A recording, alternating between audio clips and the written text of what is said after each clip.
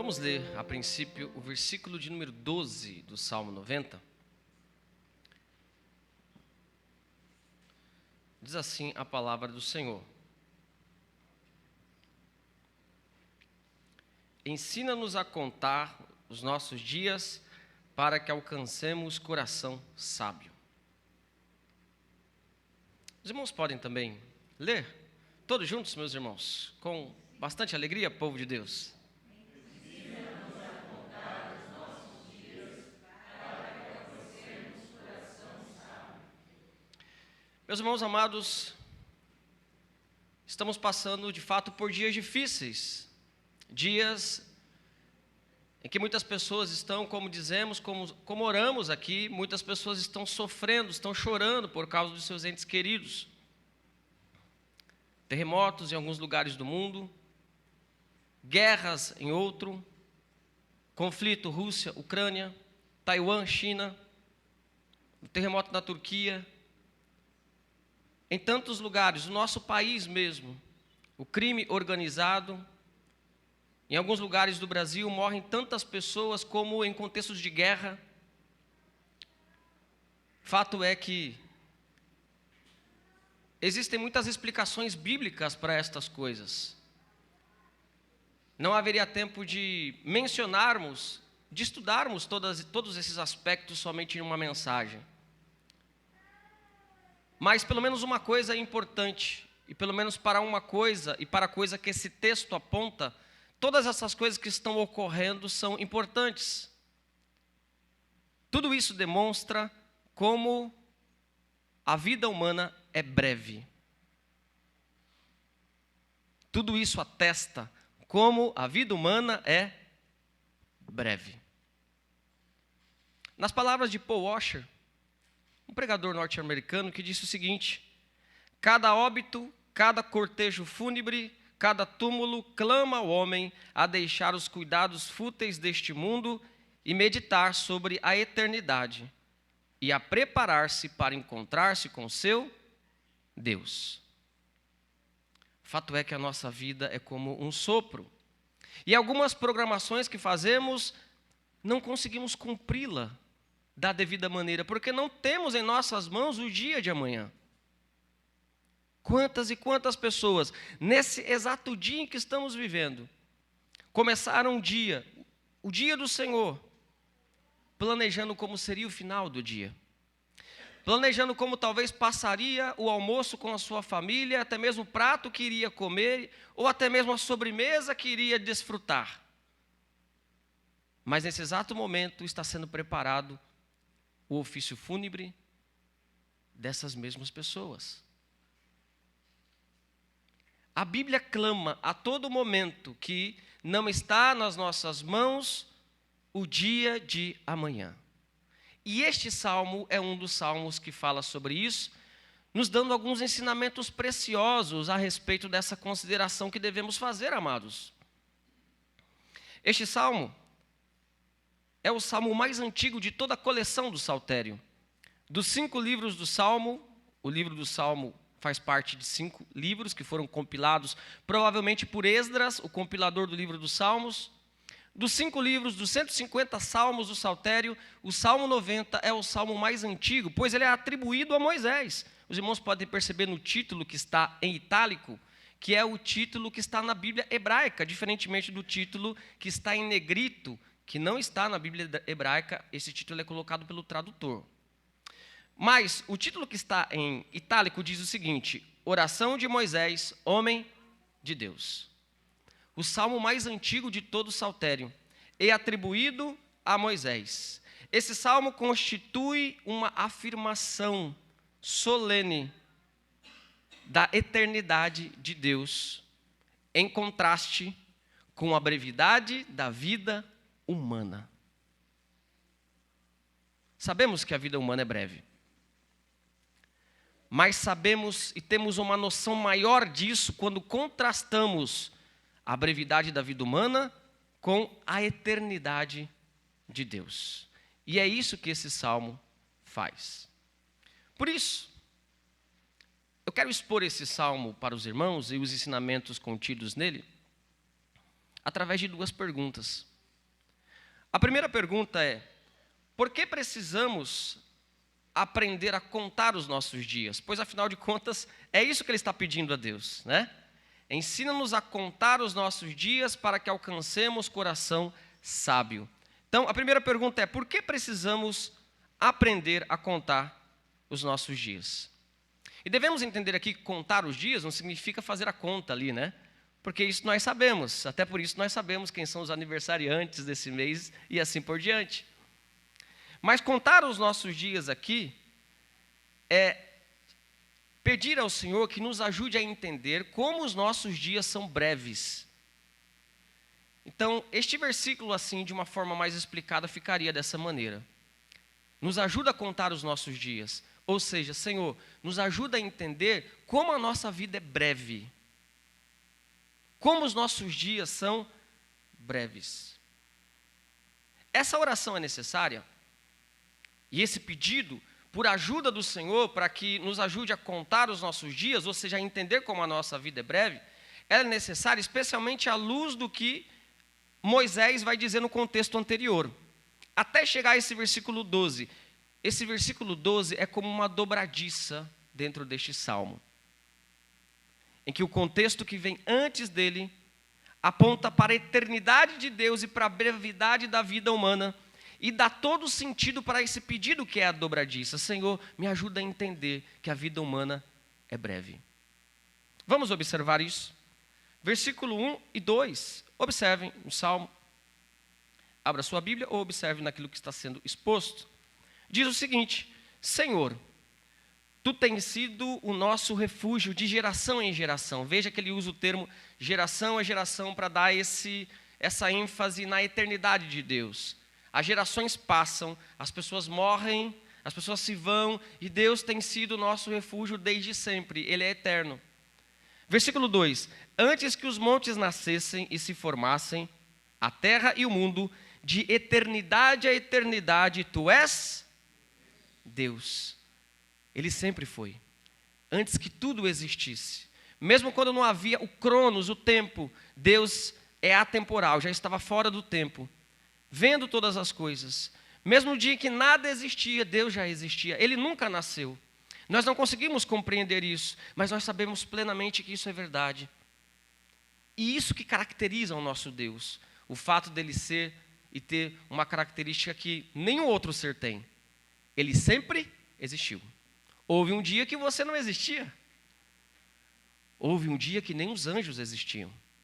Mas não houve nenhum dia sequer, nenhum momento sequer, em toda a história deste universo, que Deus não existisse. De eternidade a eternidade. Veja como Moisés, o salmista, ele vai enfatizando isso. Observe, por exemplo, no verso 3, que agora do verso 3 até o verso 6, ele ressalta a brevidade da vida humana. Como a vida humana é breve. Observe. Tu reduzes o homem ao pó e dizes: tornai filhos dos homens. Quer dizer, é o Senhor que faz com que o homem perca a vida. Essa daqui é uma metáfora, como se Deus estivesse dizendo assim: você que está vivo pode voltar ao pó. Ele que tem esse poder, ele que tem esse domínio. E o texto continua dizendo o seguinte: pois 1000 anos aos teus olhos são como o dia de ontem que se foi, e como a vigília da noite. Dentro do contexto, esse texto quer dizer o seguinte: que mesmo uma pessoa que viva muitos anos, não é nada diante de Deus. Os longos anos de uma pessoa idosa diante de Deus ainda é breve, ainda é um momento breve. Aquilo que é muito para nós, para Deus, não é, por conta da sua eternidade. Veja o versículo de número 5. Tu os arrastas na torrente. Está falando dos seres humanos. Deus faz isso. São como um sono, como a relva que floresce de madrugada. 6. De madrugada viceja e floresce, à tarde murcha e seca. Assim como uma planta que olhamos, hoje está com toda a sua beleza e todo o seu vigor, mas amanhã já está morta. Assim é a vida do ser humano. A vida do ser humano é breve, especialmente quando contrastada com a eternidade de Deus. O salmista está fazendo essa reflexão maravilhosa. Versículo 7 e versículo 8 demonstram, inclusive, a relação entre a própria ira de Deus e a brevidade da vida humana. Porque, segundo o salmista, há uma relação entre a ira de Deus e a brevidade da vida humana. Qual relação é essa? O pecado. O pecado do ser humano traz a ira de Deus, e a ira de Deus traz a extinção da vida humana, que eu digo dilúvio, em que Deus extingue a vida humana na terra por conta do pecado. Por isso, há uma ligação estreita entre o pecado, ira e a brevidade da vida humana. Muitas pessoas, inclusive, não vivem muito, inclusive nessa terra, porque esquecem dos mandamentos do Senhor. Ou o quinto mandamento não diz isso? Obedecei os vossos pais, para que se prolonguem os vossos dias na terra. Afinal de contas, aqueles que desobedecem os pais, aqueles que se rebelam constantemente contra as autoridades, sejam quais for, têm uma chance muito grande de não viver muito. Isso nós vemos na própria realidade da vida. Observe então versículos 7 e 8. Pois somos consumidos pela tua ira e pelo teu furor conturbados. Diante de ti puseste as nossas iniquidades e sob a luz do teu rosto os nossos pecados. Verso 9. Pois todos os nossos dias se passam na tua ira. Acabam-se os nossos anos como um breve pensamento. 10. Os dias da nossa vida sobem a 70 anos, ou em havendo vigor a 80. Neste caso, o melhor deles é canseiro e enfado, porque tudo passa rapidamente e nós voamos. Mesmo os dias que se prolongam nessa terra são dias cheios de aflição, cheios, embora de alegria, mas também de elementos de tristeza. Veja, o salmista está comparando a eternidade de Deus com a brevidade da vida humana. Versículo 11. Quem conhece o poder da tua ira? E a tua cólera, segundo o temor que te é devido? Essa é uma pergunta retórica. O salmista não está perguntando para a gente isso. É uma pergunta retórica, cuja resposta é ninguém. Ninguém conhece a ira de Deus, nem a cólera de Deus. Dentre os seres humanos, ninguém pode conhecer, a não ser Jesus Cristo, nosso Senhor, que conheceu a ira de Deus. E aí chega a oração, do versículo de número 12. Diante de tudo isso, ó Senhor, nós devemos então aprender a contar os nossos dias.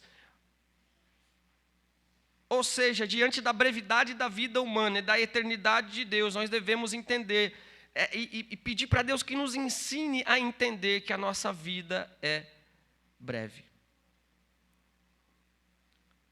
Irmãos, o ser humano aprendeu a contar muitas coisas. Nós sabemos contar os nossos anos. Até uma criança sabe dizer a sua idade. Os cientistas podem, de certa maneira, contar até mesmo o número de galáxias que há em todo o cosmos, em todo o universo. Mas o ser humano não consegue por si só, sem o poder e a ajuda do Espírito Santo, contar os seus dias, de acordo com esse texto aqui. Ele não consegue ter a noção de que sua vida é breve, se o Espírito Santo não o iluminar para isso. Por isso, irmãos, é que Moisés está pedindo, ensina-nos, Senhor. Se fosse algo que nós já sabemos fazer, o texto não diria, ensina-nos, Senhor. Ensina-me a entender que a minha vida é breve.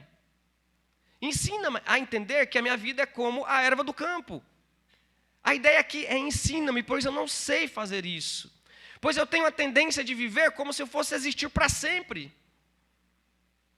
E essa é uma mentira do nosso coração. O dia de amanhã não nos pertence.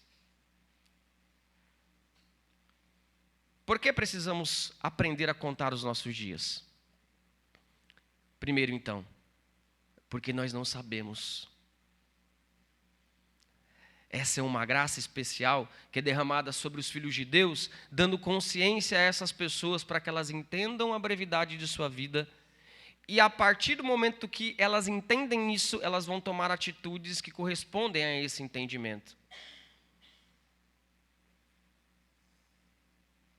E aí partimos para a segunda pergunta importante. Para que precisamos aprender a contar os nossos dias? Para que é diferente de por quê. Os professores de português sabem disso, né? Aqui, né? Para que é diferente de por quê. Por que precisamos aprender?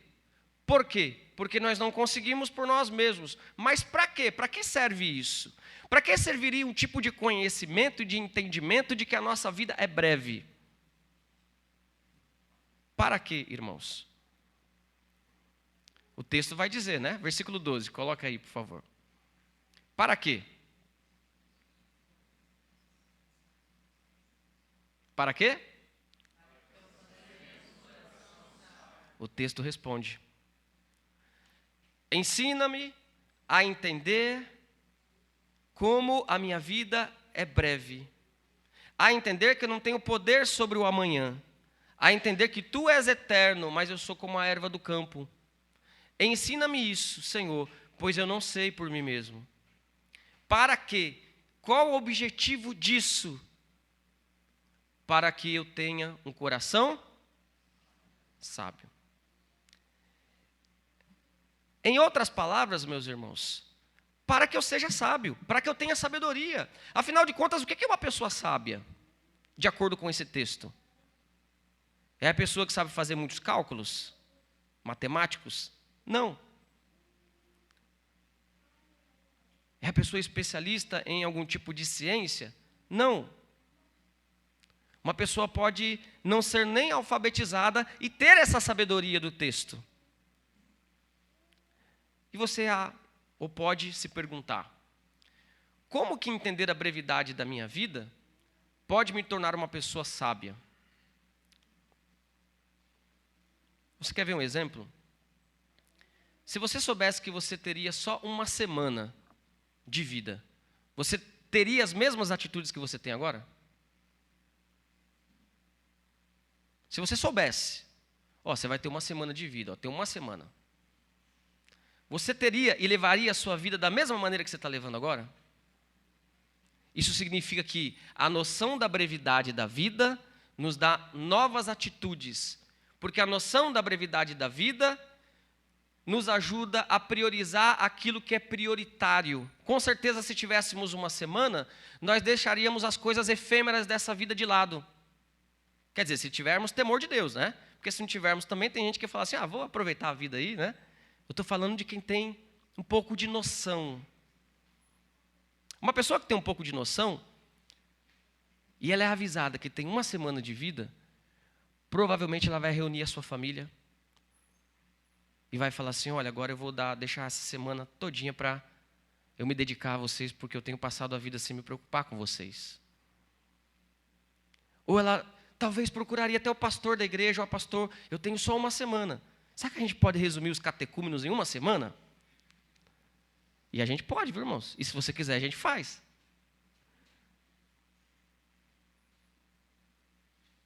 Talvez alguns tipos de serviços que essa pessoa faz, ela deixaria de fazer. Eu não preciso fazer tanta coisa, não preciso de tanto dinheiro, só tenho uma semana. É por isso que esse texto está dizendo que uma vez que Deus nos dá a noção de que a nossa vida é breve, de que não somos donos do tempo, de que o amanhã não nos pertence, nós haveremos de ser mais sábios em nossas escolhas, nós haveremos de priorizar aquilo que é prioritário, haveremos de elencar as prioridades de nossa vida e elevar aquilo que é mais importante, haveremos de dar mais importância a Deus, haveremos de dar mais importância à família e a elementos que não dávamos importância em outros contextos.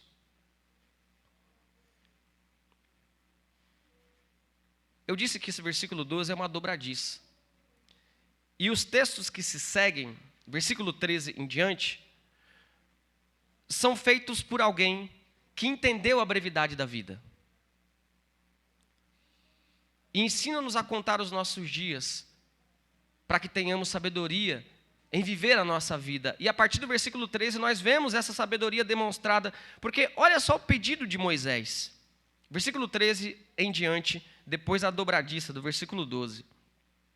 Volta-te, Senhor, até quando? tem compaixão dos teus servos. Ele apela então para a misericórdia de Deus. Tem muita gente que não apela para a misericórdia de Deus porque acha que vai ter tempo de apelar para a misericórdia de Deus semana que vem. Mas quando se entende a brevidade da vida, nós procuramos aquilo que é mais importante. E uma das coisas mais importantes para nós, irmãos, é buscar a misericórdia de Deus. Senhor, tem misericórdia de mim. Versículo 13, volta-te, Senhor, até quando tem compaixão dos teus servos. 14, sacia-nos de manhã com a tua benignidade, para que cantemos de júbilo e nos alegremos todos os nossos dias. O salmista não está usando uma palavra qualquer quando ele usa benignidade. Essa palavra é uma palavra hebraica, digamos assim, especial. Traduzida como amor, benignidade, traduzida às vezes como bondade, às vezes como misericórdia. Este é o conhecido amor pactual de Deus. O salmista está apelando para o amor pactual de Deus. Em outras palavras, ele está dizendo: Senhor, nos sacia com aquele amor que o Senhor derramou através do chamamento do seu povo, fazendo um pacto com o seu povo. Ele está apelando para o pacto. Alguém que não considera que a vida é breve, não dá importância para o pacto. Não apelaria nunca para o pacto de Deus. Versículo de número 15. Alegra-nos por tantos dias quantos nos tem afligido, por tantos anos quanto suportamos a adversidade. Alguns entendem que o contexto desse salmo foi escrito dentro do contexto da escravidão no Egito, e que Moisés escreveu dentro daquele ali contexto da escravidão, o povo de Deus no Antigo Testamento. Por isso ele diz: alegra-nos por tantos dias quanto nos tem afligido, por tantos anos quanto suportamos a adversidade. Aos teus servos apareçam as tuas obras, e a seus filhos a tua glória. E o último pedido: seja sobre nós a graça do Senhor nosso Deus. Confirma sobre nós as obras das nossas mãos. Sim, confirma a obra das nossas mãos. Esse verso é muito bonito, irmãos. Vou pedir para os irmãos lerem novamente, todos juntos, versículo 17, por favor. Amado povo de Deus, leiam. Seja sobre nós a graça do Senhor nosso Deus, confirma sobre nós as obras das nossas mãos. Sim, confirma a obra das nossas mãos. Meus irmãos, aqueles que vivem sem considerar a brevidade da vida, a Bíblia tem um nome para isso. São arrogantes.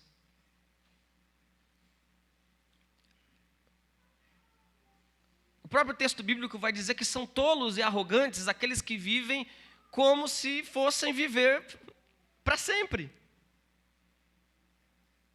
E veja, há algumas coisas nessa vida que nos dão a falsa sensação de que nós temos poder sobre a nossa vida. Dinheiro, poder, os prazeres, estas coisas, dentre outras, acabam cegando o ser humano. E veja, muitas pessoas que são ricas, elas não levam em consideração muitas vezes que a vida delas não está na mão delas. Não é verdade, meus irmãos? E você quer um exemplo bíblico disso? Jesus conta a história de um homem rico que colocou lá em seu celeiro toda a sua colheita e disse para a sua própria alma: ó alma, se alegra. Nas palavras do texto bíblico especificamente, ele diz o seguinte: direi a mim mesmo, você tem grande quantidade de bens armazenados por muitos anos, então, ó alma, descanse, beba, coma e alegre-se. O problema não era comer, beber e se alegrar, porque isso não é errado. O problema é que esse homem era ímpio e não tinha um compromisso com Deus. O mais importante para ele, então, naquele momento, era primeiramente priorizar a Cristo, priorizar a Deus, e depois pensar nas coisas efêmeras da vida. Não o contrário. Ele primeiramente prioriza as coisas dessa vida, o comer, o beber, o se alegrar, e diz: ó alma, se alegra. E o texto continua, Cristo disse isso, Lucas 12, 20. Contudo, Deus lhe disse: louco, esta mesma noite a sua vida lhe será exigida, então quem ficará com o que você preparou? E o texto continua: Jesus concluindo: assim acontece com quem guarda para si riquezas, mas não é rico para com Deus.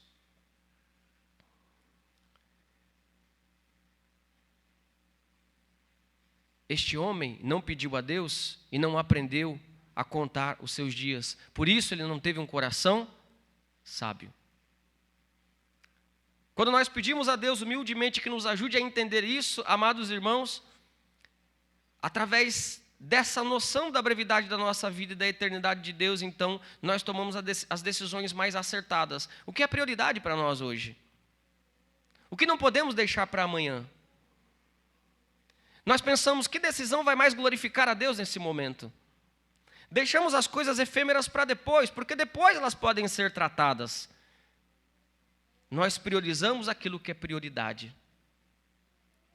Irmãos, a Bíblia vai dar diversas advertências semelhantes a essa. E a razão pela qual a Bíblia insiste, Deus insiste em nos advertir, entre elas é porque nós insistimos em esquecer disso. Nós insistimos em pensar que nós temos o controle. Várias e várias advertências conhecidas da Escritura, por exemplo, Eclesiastes 12:1. Lembra-te do teu Criador nos dias da tua mocidade. Faça aquilo que você tem que fazer para glorificar a Deus, antes que venha dias que você não vai conseguir fazer. Eu vou servir a Deus lá quando der tempo. E muitas pessoas estão impossibilitadas de servir a Deus hoje e olhando para o passado e pensando: eu achei que teria tempo. Eu achei que eu teria saúde. Eu achei que eu teria oportunidades. E a história se repete. Apesar de todas as advertências, apesar de todos os avisos, a história tende a se repetir. A história se repete. As pessoas se esquecem de que não estão no controle. Se esquecem de que Deus está no controle de tudo. Se esquecem de priorizar o reino de Deus acima de todas as coisas. Louco, essa noite pedirão a sua alma, e o que você tem para quem vai ficar? O dinheiro, os bens, os imóveis, coisas boas, mas para quem não tem um compromisso com Deus, não valem de nada. Por isso, amados irmãos, nós devemos então aproveitar todas as oportunidades que Deus nos dá. Aproveite as oportunidades que Deus te dá. As oportunidades, na maioria das vezes, não voltam. E eu diria que até as oportunidades nunca voltam da mesma maneira, no mesmo contexto em que elas aparecem. Por isso, nós podemos fazer a nossa própria versão desse versículo. E eu vou dizer aqui, os irmãos repetem. Tudo bem? Ajuda-nos a entender que a nossa vida é breve, para que vivamos com sabedoria. Irmãos, vivamos, portanto, não pela comida que perece, mas vivamos pela comida eterna. Olhemos, portanto, nas palavras do apóstolo Paulo, não para as coisas que são passageiras, mas para as coisas que são eternas. Este mundo é muito mais do que aquilo que a gente pode ver. E a própria essência desse mundo é espiritual. E não esperemos para chegar aquele grande dia em que todas as pessoas irão, de certa forma, reconhecer que Jesus é o Senhor. Não esperemos para reconhecer que Jesus é o Senhor nesse dia. Pois somente estarão com Cristo para sempre aqueles que agora, pela fé, sem ver, reconhecem que Jesus Cristo é o nosso Senhor. Por isso hoje você tem a oportunidade.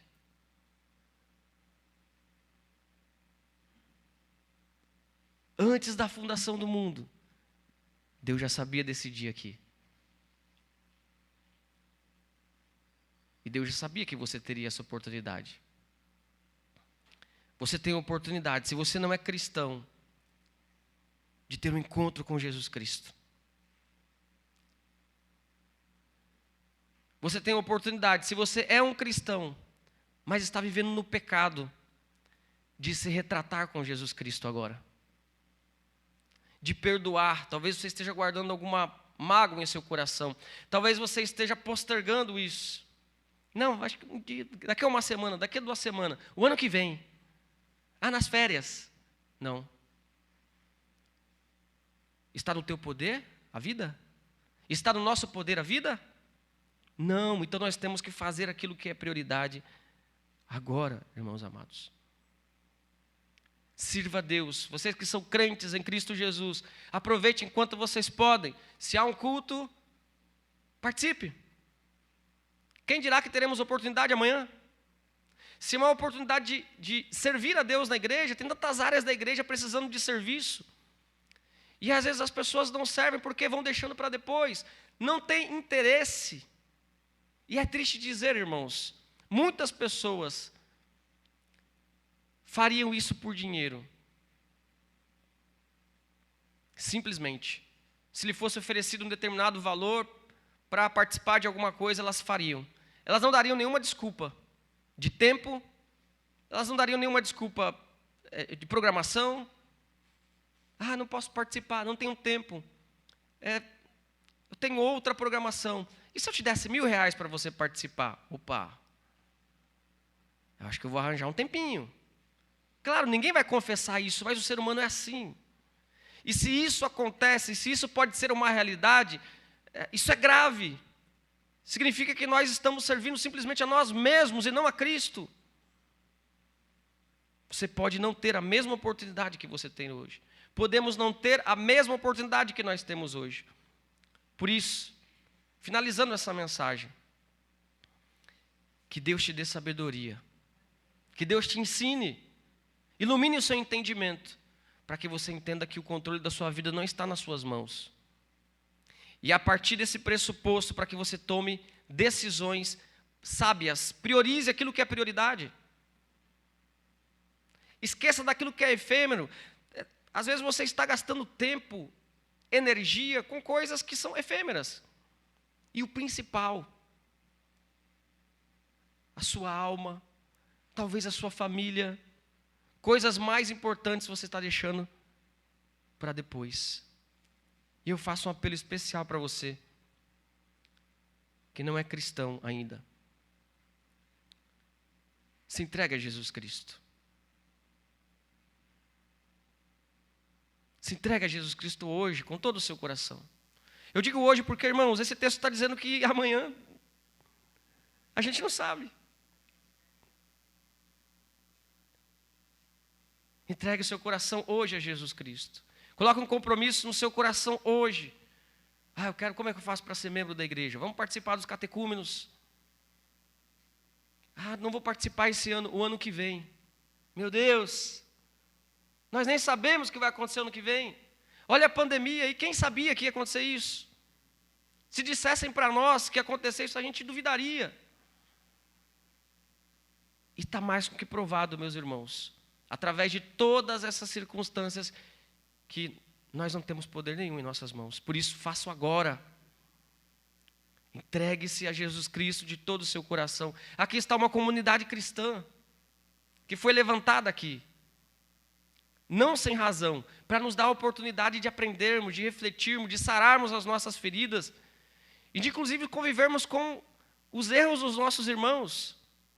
Pois se os irmãos não tivessem erros, para que perdoar? Deus só deixou a graça do perdão porque nós seríamos ofendidos pelas pessoas, inclusive por irmãos. Essa é a realidade. E quando nós temos então essa sabedoria, meus amados irmãos, nós conseguimos priorizar. Isso aqui é prioridade. Primeiro isso. O resto, não é isso que Jesus disse no Sermão da Montanha? Busque o reino de Deus e a sua justiça, e as demais coisas serão acrescentadas.